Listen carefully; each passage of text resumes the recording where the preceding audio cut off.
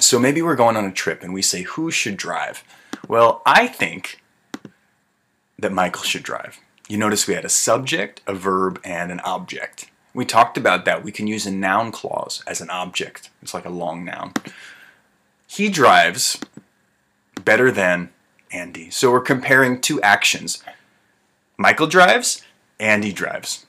And we're using a comparative adverb, right, to describe how they drive. We can also say he drives more carefully than Andy. Did you notice the change? In the last one we said better than with ER, and then we changed it more carefully than. Why did we do that? When we have a word like carefully, it has three sounds. So for a long word like that, we usually do more carefully. But when we say better than, better, it's very quick, right? Or if you use the adverb well, it's very quick. We use ER and we add that. Let's try another one. I read quickly, right? It describes how I read, so it's an adverb. But we can say more quickly than the other students.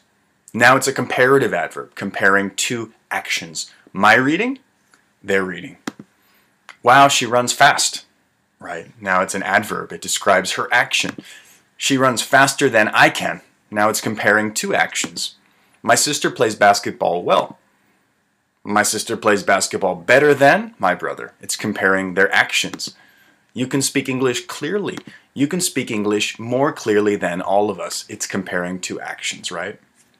What about when we have someone who's number one? For example, this is Usain Bolt.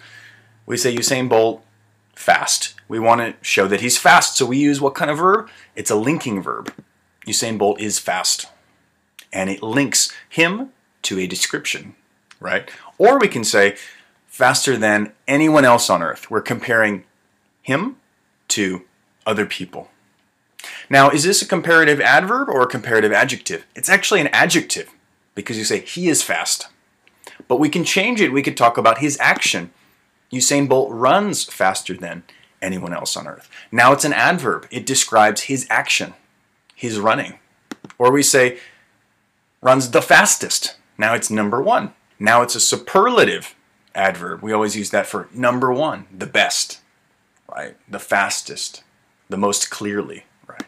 Or we say Usain Bolt runs the fastest of all. And that's common when we use a superlative. We can say of the class, of all of the candidates, of my friends, and it's a common way to talk about a group, right? So we have 24 lessons. Last time we studied lesson 15. And I want to review that quickly before we continue talking about today's lesson. We need to be back at 100%. And maybe you've forgotten some information. It's time to review. You forget some information, we review again. We always do those activities to review our skills. Let's try it. This is a sentence from our paragraph that we've been working on. Most people think that an overweight child is heavier than his classmates because of unhealthy living, but the reason might be genetic. What are we comparing here? We used a comparative adjective to talk about two things, right? Heavier than, we're comparing an overweight child and his classmates. So we're comparing one person and a group, right? We also use superlatives. So exercising and eating healthy food are still the best ways. We said the best because that means number one, right? Now it's two things, but together they are the best ways, right?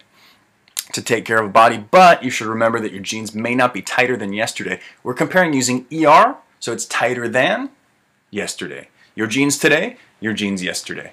And you notice in both sentences we're using a conjunction but to join two independent clauses together.